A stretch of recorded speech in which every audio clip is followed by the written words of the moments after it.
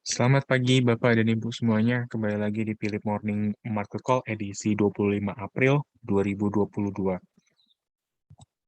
Bagaimana kabarnya di awal pekan minggu terakhir pada bulan ini? Semoga kita masih semangat dan juga masih fokus dalam masing-masing strategi trading kita di bisa dikatakan di akhir eh, pekan ini atau minggu keempat di bulan April atau menjelang libur panjang Lebaran. Untuk memulai Philip Morning Market Call, kita bisa coba highlight penutupan indeks harga saham gabungan di mana pada penutupan kemarin IHSG terpantau ditutup melemah 0,70% setelah adanya sentimen ya dari bursa Wall Street yang juga merasakan aksi jual ya atau tekanan jual yang dipicu oleh sebagian rilis laporan keuangan kuartal 1 2022 yang mengecewakan dan juga ditambah lagi ekspektasi pengetatan moneter Amerika Serikat. Indeks Asia pada saat itu atau di hari Jumat kemarin, di akhir pekan kemarin ditutup mayoritas melemah dikarenakan memang adanya sentimen moneter dari Amerika Serikat, di mana kemarin Ketua The Fed Jerome Powell mengindikasikan adanya siap menaikkan suku bunga acuan sebesar 50 basis point pada pertemuan kebijakan bulan Mei, yang berarti kenaikan ini sangat cepat dari perkiraan sebelumnya. Nikkei melemah 1,63% disusul oleh Straits Times 0,89 dan juga Hang Seng minus 0,21%. FTSE dan juga DAX dari bursa regional Eropa terpantau melemah 1,39% dan minus 2,48% pada penutupan Jumat kemarin. Dow Jones terpantau melemah 2,82%, sedangkan S&P 500 dan Nasdaq masing-masing melemah 2,77% dan 2,55%. Data perhitungan awal Composite Purchasing Manager Index atau PMI Amerika Serikat turun ke level 55,1 skala indeks pada bulan April dari level 57,7 di bulan Maret. Sebuah sinyal bahwa aktivitas sektor swasta masih tumbuh kuat, namun adanya perlambatan dengan laju yang lebih lambat di bulan April atau di bulan di bulan April. Kemudian dari bursa komoditas, dua harga utama minyak dunia, yaitu WTI dan juga Brent, kompak melemah 1,90 dan 1,91% pada perdagangan Jumat lalu. Hal ini menandakan adanya pelemahan secara berturut-turut ya, secara mingguan, merosot lebih dari 5%. Harga minyak mentah tertekan oleh prospek pertumbuhan ekonomi global yang lebih lambat di tahun ini dan juga hilangnya permintaan akibat kebijakan lockdown yang ketat di China. Yang saat ini kita lihat masih berjalan ya untuk lockdown karena di sebagian wilayah di China sendiri merasakan adanya kenaikan dari kasus COVID-19. Kemudian dari bursa komoditas yang lainnya, yaitu ada batu bara yang terpantau melemah 2,26% setelah mengalami kenaikan beruntun ya, kurang lebih sekitaran 2-3 hari berturut-turut di pekan kemarin. Call untuk kontrak Mei 2022, khususnya Newcastle, itu melemah 2,26, masih di level di atas 300 US dollar per metric ton.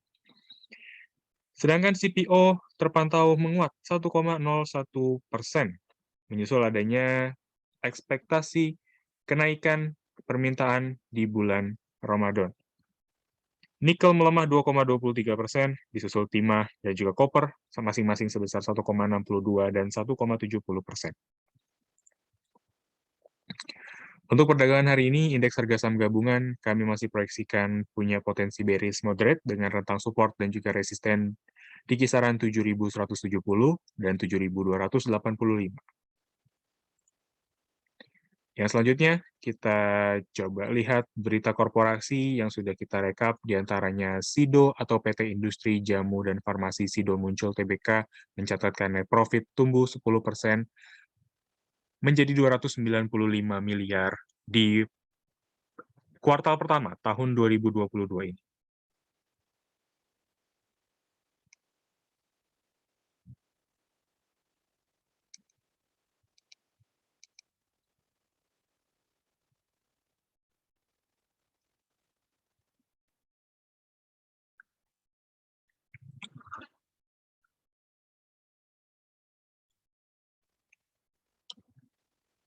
Oke, yang selanjutnya ada Archie atau PT Archie Indonesia Tbk mencatatkan penurunan dari laba bersih sebesar 75,1 juta US dollar sepanjang tahun 2021 atau sepanjang tahun lalu.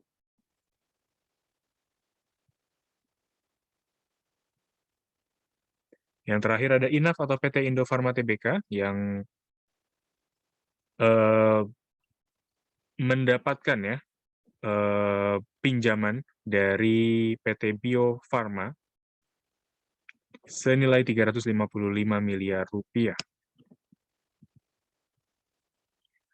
Kemudian, untuk rekomendasi dari Philips Sekuritas di perdagangan hari ini, di antaranya ada HRTA atau Harta Dinata Abadi Tbk dengan candle terakhir membentuk adanya satu breakout dari area resisten, yaitu trendline atas. Stokastik walaupun masih bergerak mendekati area overbought, kami rasa HRTA masih cukup menarik untuk coba diperhatikan di area 214 karena adanya upaya breakout tersebut, kita bisa coba cermati dulu. Target price pertama ada di kisaran 220, sedangkan target price kedua ada di 224. Sedangkan stop loss kami sarankan berada di area support, yaitu di kisaran 208. Kemudian ada Royal Indo Investa Wijaya Tbk atau Indo, dari teknikal terakhir mencoba memantul di area EMA 90, stokastik oscillator masih bergerak menuju ke arah bullish trend. Dengan begitu trade buy bisa kita sarankan atau bisa kita coba sarankan untuk diperhatikan di area 126 dengan target price pertama di 142 dan target price kedua di 150. Untuk stop loss kami sarankan berada di kisaran 110. Yang ketiga ada ISSP atau Steel Pipe Industry of Indonesia Tbk, yang mana pada momen terakhir ISSP coba konsolidasi atau tertahan setelah adanya penurunan ya atau harga yang anjlok di perdagangan Kamis lalu. Pergerakan ISSP saat ini mendekati area support di kisaran 330 sampai 332. Dengan candle terakhir kemarin membentuk satu pola inverted hammer. Bisa kita perhatikan terlebih dahulu ISSP atau masukkan ke dalam watchlist kalau memang ada satu swing low yang terbentuk di perdagangan hari ini, kita bisa langsung sarankan untuk langsung buy. Trade buy di kisaran 338, target price pertama 346, dan target price kedua di 350. Untuk stop loss, kami sarankan berada sedikit di bawah area support, yaitu ada di kisaran 330. Kemudian, kita mengumumkan untuk agenda Philip Edukasi dalam sepekan. Yang pertama ada Sekolah Pasar Modal, Saham dan Reksadana. Acara ini akan diadakan di hari Selasa 26 April 2022 pukul 13.30 siang sampai 16.00 waktu Indonesia Barat. Acara ini gratis, Bapak dan Ibu bisa join via Zoom, namun sebelumnya Bapak dan Ibu diwajibkan untuk mendaftar melalui nomor WhatsApp yang tertera di slide ini, dan link Zoom webinar akan diberikan setelah Bapak dan Ibu melakukan pendaftaran via WhatsApp. Yang kedua, ada Philip Webinar Company Series bersama PT Sarana Menara Nusantara atau TOWR. Dengan tema Unlocking Value in TOWR atau Tower, bersama Vice President Director Pak Bapak Adam Gifari. Acara ini akan diadakan di hari Selasa 26 April 2022 pukul 9 pagi sampai kurang lebih 10 pagi waktu Indonesia Barat. Acara ini tepat setelah Philip Morning Market Call, dan setelahnya akan dilanjutkan dengan Philip Webinar Company Series. Acara ini juga gratis, Bapak dan Ibu bisa langsung akses link Zoom webinar yang Bapak dan Ibu gunakan hari ini, dan tidak perlu mendaftar lagi, jadi langsung join dan juga bisa langsung mendengarkan paparan materi dari TOWR, serta analisa lengkapnya untuk tahun 2022.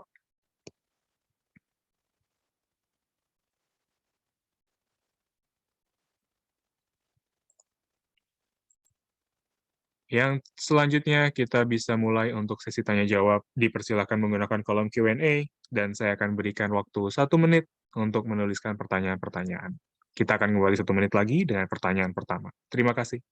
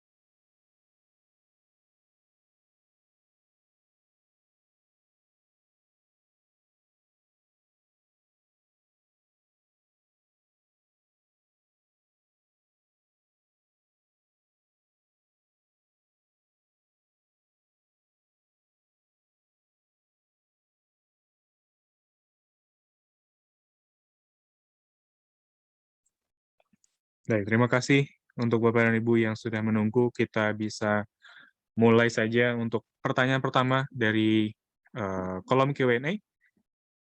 Ada yang menanyakan tentang emiten WIIM dan juga ISAT seperti apa, pergerakan teknikal dan juga analisanya. Untuk WIIM atau Wismilak Inti Makmur TBK, kami rasa setelah adanya lonjakan kenaikan di hari Kamis lalu dan dilanjutkan dengan penurunan ataupun auto reject bahkan di tanggal 22 April, kami rasa ada baiknya WIIM atau WIM bisa dijauhkan terlebih dahulu. Dan kalau dari teknikal, kita bisa lihat di sini dia ada satu area rejection atau area pemantulan ada di kisaran 0,618 dari historical pergerakan WIIM dalam 2 pola terakhir. Di sini juga dia bertahan di kisaran 0,618, di sini juga bertahan 0,618.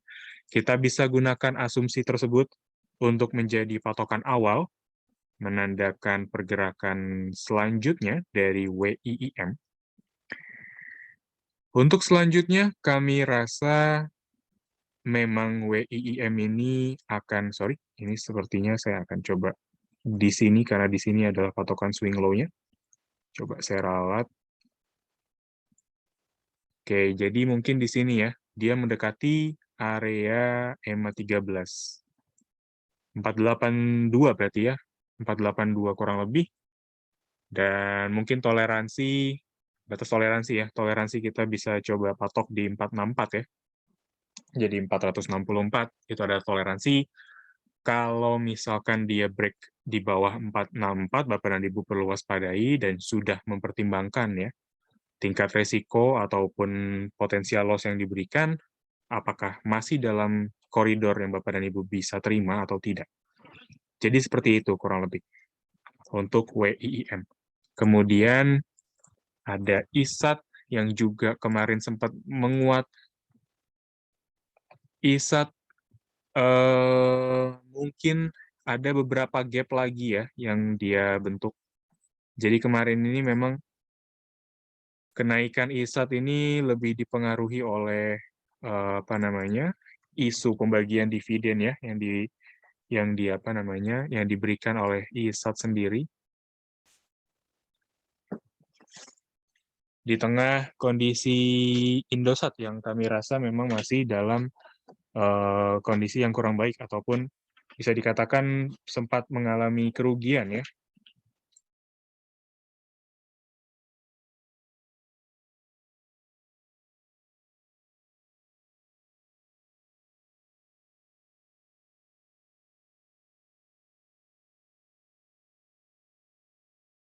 Ya, jadi kemarin setelah adanya pembagian dividen, ISAT mengalami penurunan dan dengan begitu penurunannya juga membentuk satu pola gap ya. Namun gap di sini sebenarnya memang sempat ditutup ya. Dia udah tutup gap pertama, tapi apakah gap kedua juga bisa ditutup oleh ISAT? Kita coba tunggu dulu karena sepertinya ISAT ini masih akan cenderung konsolidasi terlebih dahulu sebelum dia bergerak membentuk dan juga menutup gap setelahnya. Jadi seperti itu. Tingkat resiko tetap masih ada. ISAT masih cukup tinggi resikonya dengan kondisi fundamental dan juga laporan keuangan yang tercatat rugi bersih di posisi terakhir. Jadi patutnya diwaspadai pergerakan-pergerakan selanjutnya dari ISAT. Walaupun dari teknikal masih ada potensi untuk mengarah kepada emotional resistance atau menutup emotional resistennya. Nah, sedangkan untuk Pewon, kami rasa kemarin kita sempat bahas ya, Pewon ini punya potensi di area sini kita kemarin sempat bahas, jadi mungkin Pewon sudah capai target kita. Pewon di sini di 530 kemarin, kemudian target kita di 565 berarti. Jadi ini sudah sempat tercapai ya di perdagangan kami selalu. Jadi kami rasa mungkin untuk Pewon patutnya diwaspadai karena sudah mencapai titik resisten kedua. Bagaimana untuk langkah selanjutnya? Pewon bisa kita tunggu pelemahannya. Jadi setelah adanya pencapaian di 1,618 Fibonacci retracement, kita bisa tunggu lagi nanti dia. Kalau kemarin kita patokannya di berapa ya? Saya agak lupa. Patokan rejection dia itu ada di 0,6 sebelumnya. Di sini bagaimana? Sorry. Di sini ya kurang lebih 0,6 juga ya. Jadi mungkin dua momen swing low-nya itu terbentuk itu di kisaran area 0,6. Ada 0,786. Jadi mungkin kita bisa asumsikan dulu pertama ya, 0,618 Fibonacci retracement, yaitu berada di kisaran 510. Itu adalah target harga selanjutnya dari P1. Potensi kami rasa akan ada potensi koreksi. Jadi kalau yang sudah punya Bapak dan Ibu atau yang masih pegang, saya sarankan untuk sell on strength. Bisa sell at any price karena memang kalau Bapak dan Ibu sudah mengikuti ya kemarin pembahasan kita di posisi ini ketika dia membentuk satu rebound atau area penahanan di kisaran Fibonacci retracement di exponential moving average 90 hari. Kalau Bapak dan Ibu ikut pada saat itu, mungkin untuk saat ini potensial gain-nya masih cukup aman. Jadi sell at any price kami rasa masih cukup worth it dan bagi yang belum punya tentu bisa ditunggu di area 510 untuk entry buy selanjutnya. Lanjut ada MNCN. Kalau MNCN ini sih kalau saya rasa baiknya dijauhkan terlebih dahulu. Jadi mungkin kondisi saat ini masih cukup positif dengan ya mungkin tidak perlu saya gambarkan, Bapak dan Ibu sudah melihat ya pola seperti ini, pola adanya satu channel bullish,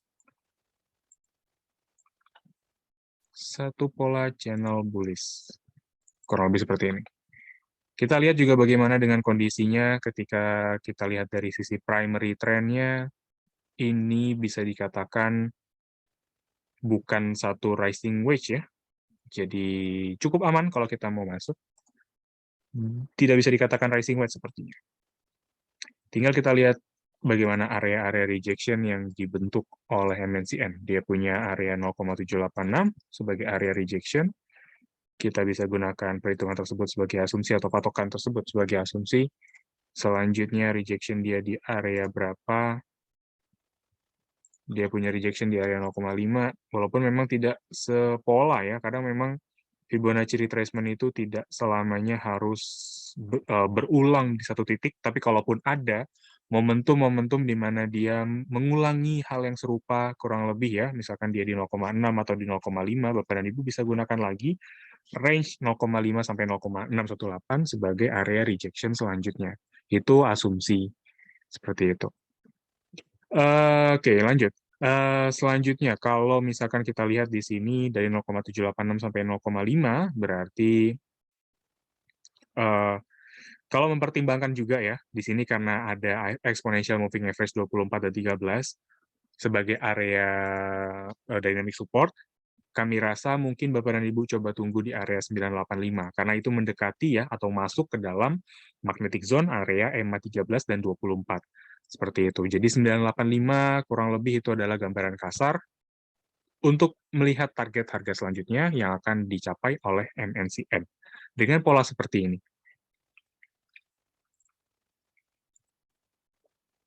Ya, seperti itu. Ya, lanjut. Ada ITMG sama DOIT. Kita coba bahas masing-masing dua dari pertanyaan yang Bapak dan Ibu berikan. Yang selanjutnya ada ITMG. Kalau dari ITMG, kami rasa masih cukup diwaspadai terlebih dahulu ya, karena dia membentuk satu apa namanya, triangle, symmetrical triangle. Mungkin Bapak dan Ibu bisa lihat di sini, dia punya pola, sorry, bukan symmetrical triangle sepertinya, karena triangle ataupun sudut dari yang di trendline bawah ini tidak seperti symmetrical. Jadi ini lebih kepada pinan ya. Falling wedge pun kami rasa bukan. Jadi ini pinan ya. Ada dua kemungkinan, walaupun pinan ini lebih condong kepada continuation trend. Jadi kalau Bapak dan Ibu lihat nanti kalau ITMG dia sentuh area trendline bawahnya lagi, itu berarti, ataupun sampai breakout ya, berarti di sini ya, kalau misalkan dia breakout di support klasik di kisaran 25650, udah jelas itu harus dijauhkan, jangan masuk. Tapi kalau misalkan nanti Bapak dan Ibu lihat kondisinya dia coba breakout di area 27800, bisa dipertimbangkan untuk beli. Karena itu signal awal dari bullish trend yang dibentuk dari pola pin continuation. Seperti itu. Agaknya dimasukkan saja dulu ke dalam watchlist perdagangan Bapak dan Ibu. Doi, bukan Dodi. Lanjut, Doit ya, pertanyaan kedua. Kalau Doit agak rapi sebenarnya pola yang bisa dilihat dari Doit ini. EMA 24 menjadi area rejection. Walaupun kami rasa memang kalau dari Fibonacci retracement ini nggak begitu cukup rapi juga, atau cukup tepat. Dia mengulang selalu di pola yang sama. Jadi di sini ada rejection di area 0,3 sampai 0,5.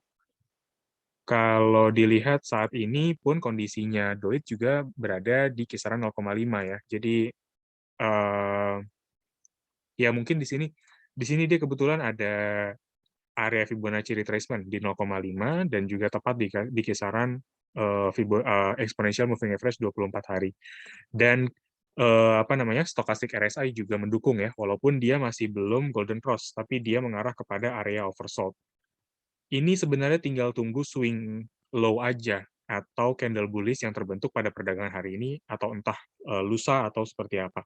Tinggal nanti nunggu RSI-nya, kalau dia ada satu golden cross atau crossingan di area apa namanya, oversold ini udah valid. Doit bisa kita entry buy seperti itu. Ini cukup menarik ya Doit ya, tapi kita tunggu signal satu candle lagi untuk memastikan adanya satu golden cross ataupun swing low yang terbentuk. Target harga tentu kita coba gunakan area resistennya ya. Resisten pertama itu adalah resisten klasik, jelas 645, dan target harga selanjutnya kalau 645 biasanya ya, kalau saya itu lihat emiten udah sentuh atau tembus resisten klasik, saya gunakan resisten dynamic dari Fibonacci retracement ada di kisaran 735. Di sini berarti ya 735. Gitu.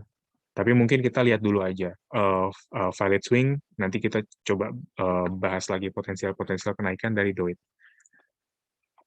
Oke, lanjut. Mohon analisanya untuk CMPP dan Temas. Oke. Mungkin bagaimana momentum Lebaran ini mendongkrak sektor aviasi ya, atau sektor transportasi. CMPP atau AirAsia Indonesia Tbk. Sayangnya, dia nggak di sini. Mungkin dia kalau lihat dari momentumnya sebelumnya ya, dia itu selalu ketika dia tembus EMA 24, nggak lama dia akan membalikan kondisi atau keadaan dengan tutup di atas area exponential moving average. Tapi ternyata ini tidak. Signalnya cukup berbeda. Jadi di sini signalnya sudah cukup menarik sebenarnya, sudah cukup bagus. Dia tutup di area atas area EMA 13, tapi setelahnya dia ada candle yang membawa harga ini turun di bawah area EMA 24. Yang berarti dari sisi medium term atau dari sisi 24 hari yang bisa kita capture, itu CMPP berada dalam fase bearish. Seperti itu. Itu adalah apa namanya?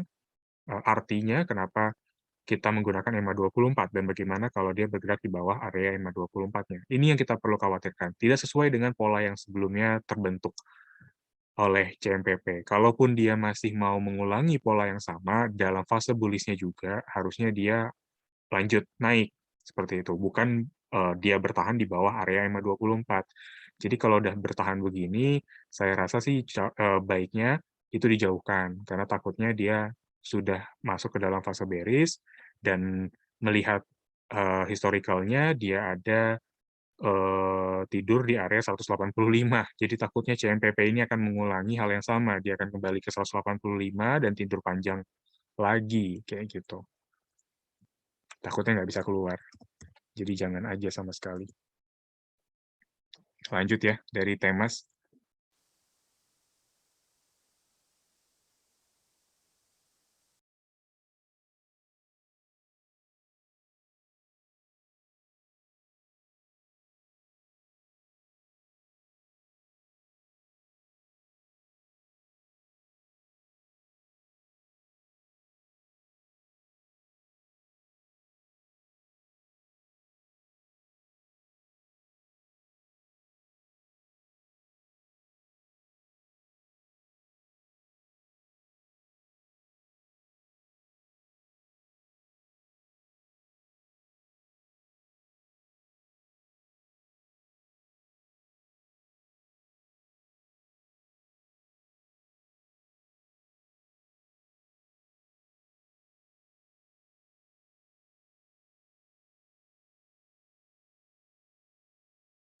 Oke, lanjut ya Temas, untuk Temas TBK. Kalau kita lihat di sini, pola Temas itu eh,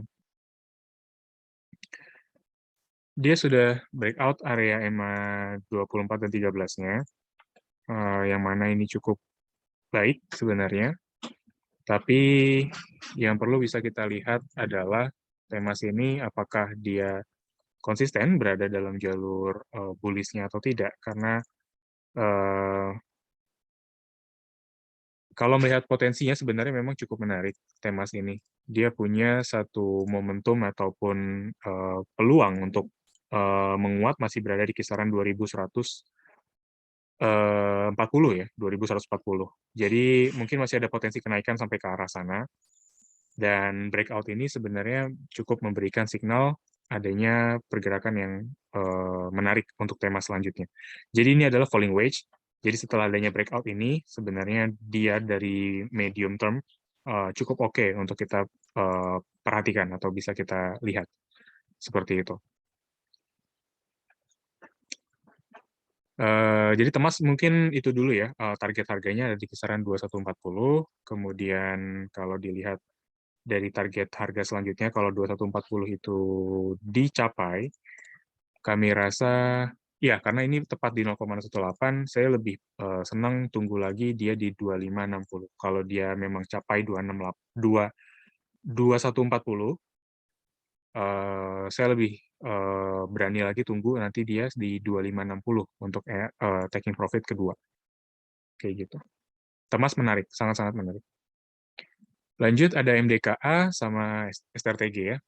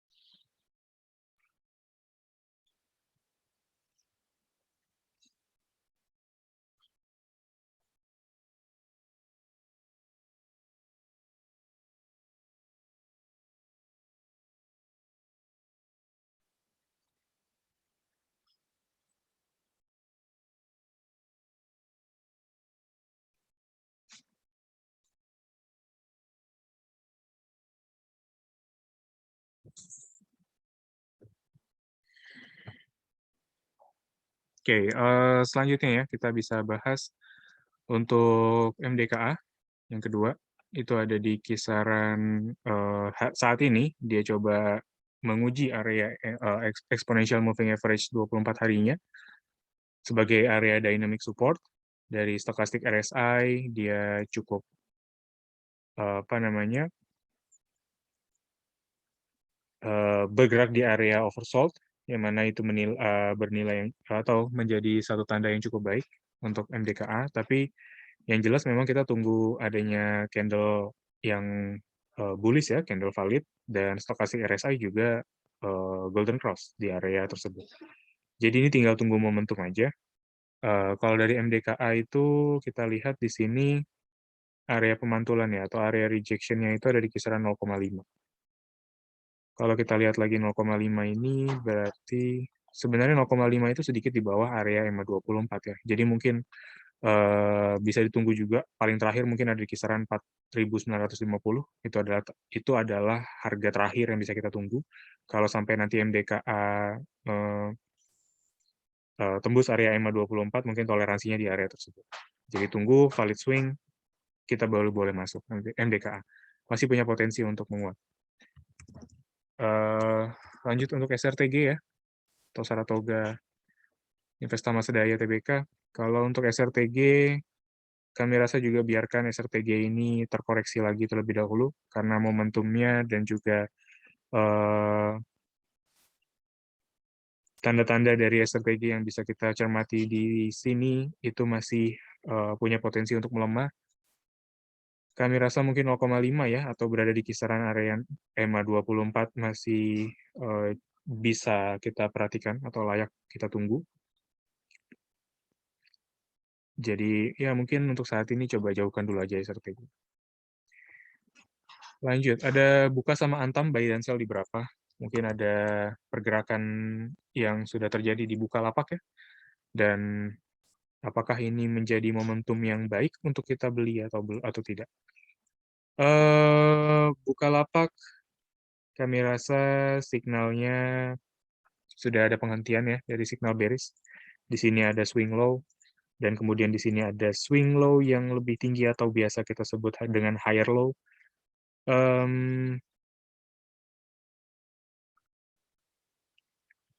Tapi kalau dari stochastic RSI sebenarnya agak kurang menarik. Kenapa? Karena kondisi dia yang sudah menguat kemarin, walaupun menguatnya juga tipis, ini stochastic RSI sudah menandakan adanya area overbought.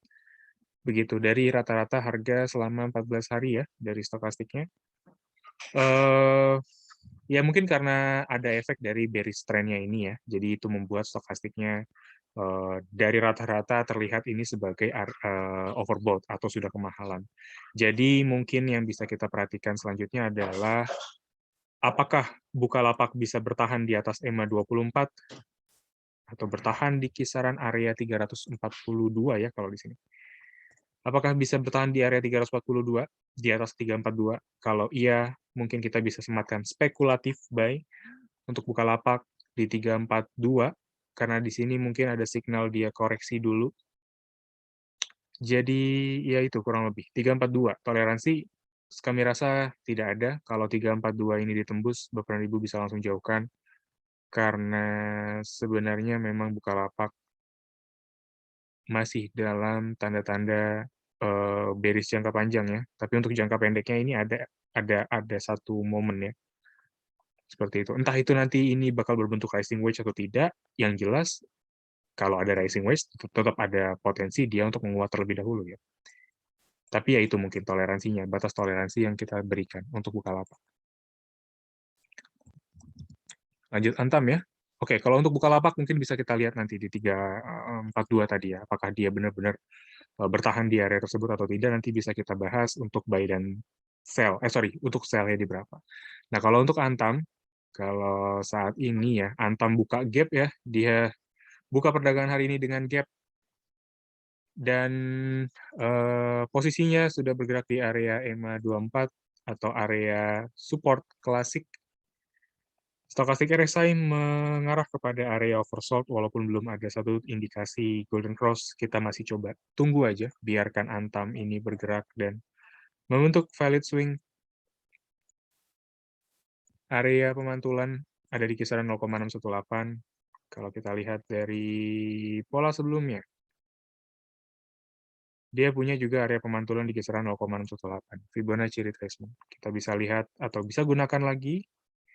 Kalau di sini mungkin dia jadi 0,786 ya, dari sisi Fibonacci retracement-nya. Tapi secara keseluruhan dia punya area EMA 24 yang cukup kuat dari sisi dari rata-rata kurang lebih dari bulan Maret lalu.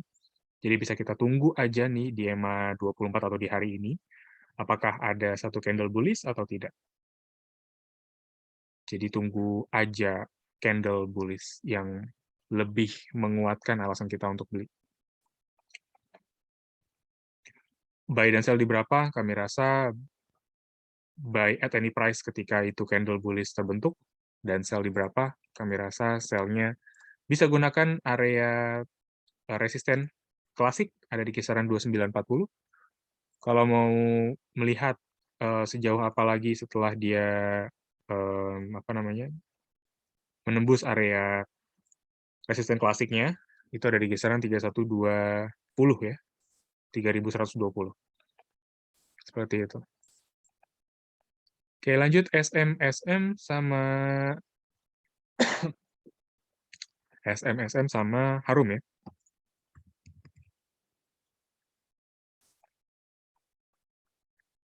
Oke, selama sempurna TBK, kami rasa sih kalau udah menguat kemarin yang juga cukup tinggi juga untuk SMSM dengan penguatan 8,4%, dan pembukaan hari ini dia membentuk satu candle bearish ya. Secara historical, ketika kita lihat SMSM ini sudah bergerak atau menguat sangat signifikan, akan dilanjutkan dengan candle bearish. Jadi yang kita khawatirkan SMSM ini akan kembali bergerak di area EMA 24-nya, sehingga saran kita untuk selanjutnya mungkin tunggu aja nanti di EMA 24 lagi ya, untuk spekulatif buy di saham tersebut. Kayak gitu. Kalau ini polanya sebenarnya nggak begitu kelihatan ya. Polanya nggak begitu kelihatan. Tapi momentum di EMA 24 bisa kita jadikan acuan untuk pergerakan ataupun pilihan kita ya di saham ini.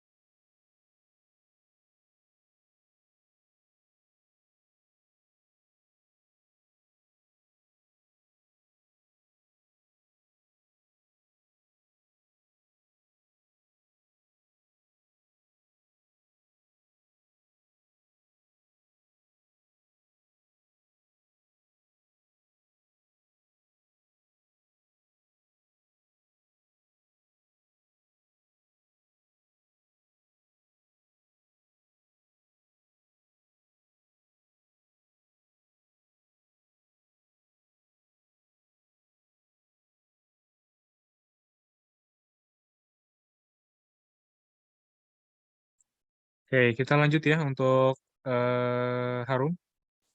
Pergerakannya seperti apa? Kalau dari Harum, saya rasa dengan adanya penembusan area EMA 24, ada baiknya Bapak dan Ibu tunggu di area EMA 90. Itu mungkin udah paling aman ya. EMA 90 jadi satu area batasan atau area support yang menjadi penunjang untuk Harum ya, sepanjang ya historical pergerakan ya. Jadi signal penembusan EMA 24 ini ya memang akan menjadi signal ini ya, yang akan memberikan gambaran bahwa Harum ini akan lanjut di bawah EMA 24 pergerakannya, dan cenderung akan bergerak mendekati area EMA 90, seperti itu. Ya, kurang lebih seperti itu, baiknya Harum coba tunggu di area tersebut, dan polanya seperti apa kalau sampai saat ini? Saya rasa pola dari candle bullish-nya masih cukup menarik. Dan untuk entry buy-nya, kembali kita tunggu di area support klasik terakhir di EMA 90.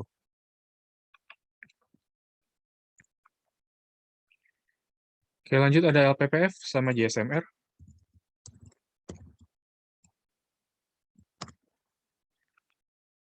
LPPF sama Jasa Marga ya.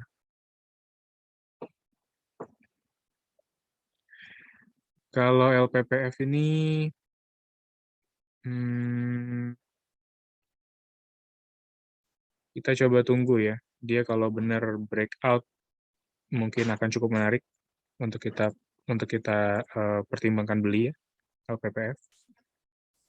Eh, Gambarannya itu kalau dia breakout di berapa ya? Gambarannya kalau dia breakout di area 6020 ya. 6020 kalau dia capai, itu berarti ada satu breakout di area trendline atas, itu berarti kita bisa sarankan untuk spekulatif buy. Kenapa spekulatif buy? Karena itu adalah satu momentum awal sebenarnya. Jadi memang spekulatif buy lebih tepat. Kalau mau lebih pasti lagi ya tunggu nanti dia breakout di area trendline atas, kemudian dia konsolidasi tapi masih di atas trendline-nya. Itu udah bisa dikatakan lebih menarik lagi ya, dan juga udah risk-nya udah lebih rendah kayak gitu daripada dia masih membentuk awal dari breakout-nya seperti itu. Stokastik RSI juga masih cukup menarik. Dia membentuk satu pola golden cross di area oversold. Jadi ya falling wedge ini kami rasa tunggu momentum baiknya aja. Breakout di 6.020 LPPF. Target harga selanjutnya ya seperti yang kebiasaan dari saya gunakan resisten klasik 6550. Kalau dia capai 6550 berarti kita tinggal cari lagi resisten dynamic. Kalau saya resisten dynamic itu kalau emang resisten klasiknya udah ditembus ya sekalian aja gitu. Maksudnya sekalian aja patok di 1,618 Fibonacci retracement 7250.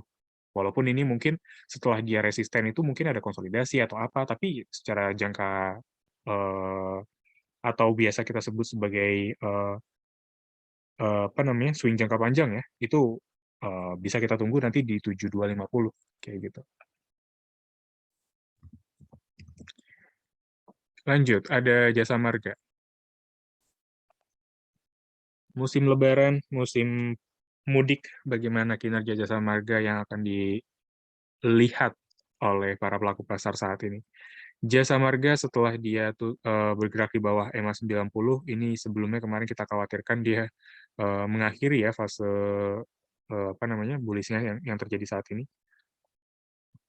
Namun setelah adanya pergerakan di atas EMA 13 dan 90 ya, lebih tepatnya, kita melihat bahwa Jasa Marga ini punya peluang kembali untuk kita coba koleksi.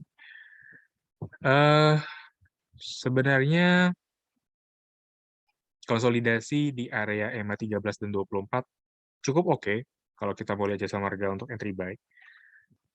Dan area batasan resiko ya, kita bisa lihat di sini ada klasik, dynamic support ada di kisaran 3710. Itu adalah batasan resiko yang paling terakhir ya. Kalau dia break lagi di bawah EMA 90 atau di 3710 sampai 3700, ada baiknya Jasa Marga dilepas aja. Kayak gitu. Kita lihat sini ada momentum dia breakout di atas EMA 13. Itu bagus. Tapi iya, kita lihat lagi 3700 itu adalah udah toleransi paling dasar ya. Kalau dia breakout berarti Jasa Marga nggak benar-benar terjadi ya sesuai dengan ekspektasi yang kita gambarkan tadi. Kayak gitu. Lanjut ada Java sama GJTL. JPFA atau Java Confit. Saya rasa sih baik Java masih dilepas dulu aja ya, atau maksudnya dibiarkan dulu aja karena dia punya area support klasik ada di kisaran 1290. Dan mungkin dengan pola seperti ini Java masih akan terus melanjutkan pelemahannya sampai 1290 nanti, atau ya bukan tidak mungkin dia bisa breakout lagi ya supportnya. Tapi mungkin tunggu di 1290 aja. Nanti kalau ada candle atau valid swing, kita bisa manfaatkan untuk momentum jangka pendek. GJTL, gajah tunggal. GJTL rapi ya, GJTL masih rapi banget. Dia masih di area atau di channel bearish-nya. Nah, begini kurang lebih ya, yang bisa kita gambarkan. Dia ada satu penahanan lagi di EMA 90. Dengan begitu, support kita nggak usah ragukan lagi, dia bakal tembus area support 610. Seperti itu. Udah paling bener dijauhin aja. Oke, lanjut ada PNBN sama Indi. Grup Panin kemarin sempat ini ya, menangkap perhatian karena dia menguat juga yang paling signifikan di antara saham-saham lainnya.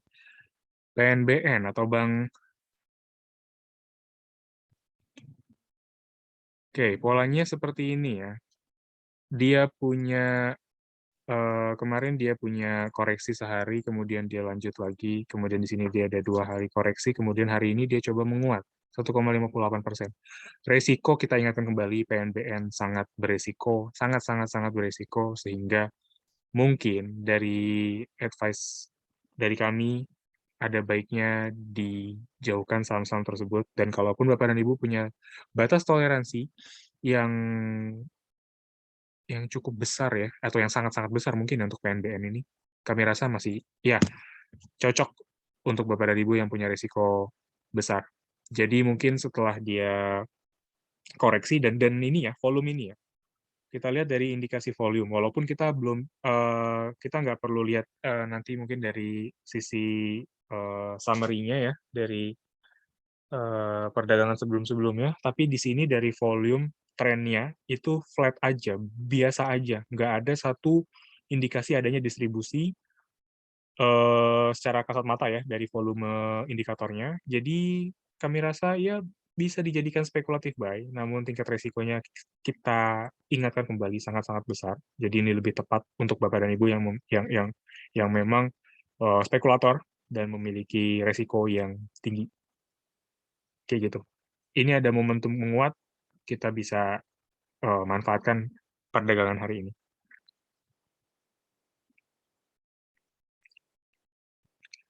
Indi. Kalau Indi, Indi ini ada, dia saat ini sedang uji area EMA 24 sebenarnya, dan harusnya kalaupun support klasik, support dinamiknya ini kuat, seharusnya dia akan bertahan di atas area tersebut. Dan dari Fibonacci retracement mungkin dia ada ada dua support ya, 2530 sampai 2430. Itu udah mungkin 2 support yang bisa kita jadikan toleransi ya atau batasan. Kalau yang sudah punya ya, mungkin sesuaikan saja support tadi apakah masuk ke dalam risk yang Bapak dan Ibu bisa terima atau tidak. Dan kalau Bapak dan Ibu punya tingkat risiko tersendiri, baiknya saya sarankan untuk mengikuti guidance ataupun acuan yang Bapak dan Ibu sudah gunakan atau sudah buat kayak gitu. Indi ya mungkin seperti itu dulu. Kita coba berikan patokannya terlebih dahulu. Kalau memang dia breakout, itu berarti jauhkan. Kalau yang belum punya, jelas jangan masuk. Kalau yang sudah punya, secepatnya dilepas, karena takutnya dia akan bergerak menuju area EMA 90, yang mana itu akan memberikan potensial loss yang lebih besar lagi dari sebelumnya. Kayak gitu. Indi, posisi kita masih coba neutral dulu ya. Netral dulu, jangan buy langsung. Ada LSIP sama BBRI untuk pertanyaan selanjutnya.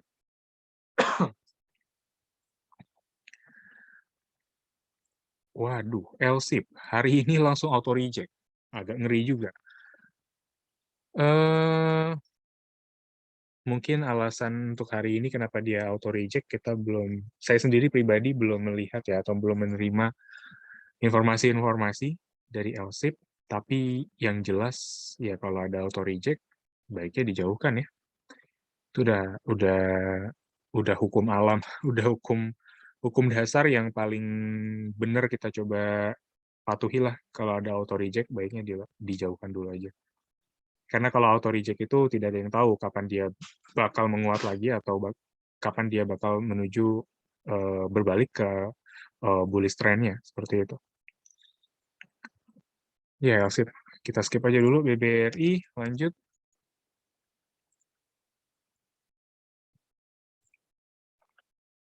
BBRI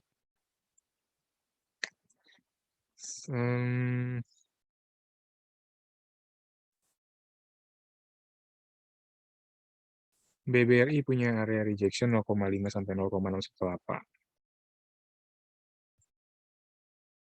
Dia kemarin melemah selama 2 hari ya, dan hari ini dia coba menguat.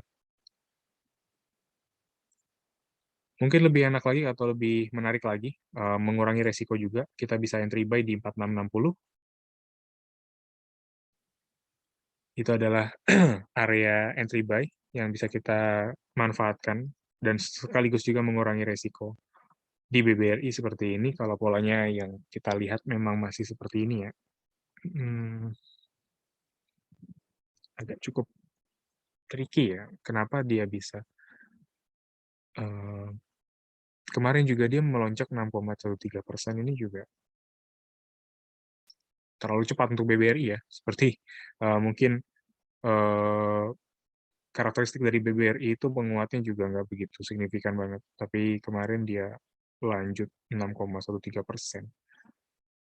Ya itu mungkin kurang lebih 4660 menjadi batasan resiko kalau Bapak dan Ibu ingin masuk 4740. 4660 itu adalah batasannya. Kalau yang belum punya, mungkin kalau punya tingkat kesabaran yang lebih, saya rasa 4660 bisa diperhatikan. Oke, lanjut. Ada Excel sama AALI ya. Excel. Excel sama Astra Agro tadi. Kalau Excel ini kenaikannya udah begitu tinggi. Walaupun hari ini dia ada kemungkinan lanjut ya untuk bullish-nya. Saya rasa kalau yang belum punya memang ini cukup tricky juga kalau mau ikut. Tapi masih dia punya potensi memang ada di kisaran 3370, 3370. Itu adalah potensial upside yang bisa dicapai oleh Excel dengan momentum seperti ini. Tapi kalau yang belum masuk memang resiko ketinggalan ya. Resiko ketinggalan ataupun harga yang udah nggak begitu menarik spread-nya, ya memang ada seperti itu dan apa ya, walaupun masih punya potensi yang positif atau posisi yang menarik ya untuk memberikan satu potensial gain, tapi ya memang udah mulai terbatas ya kayak gitu. Yang kita khawatirkan sudah mulai terbatas.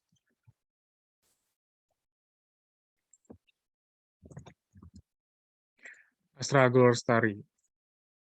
Astra Agro juga 6,27%.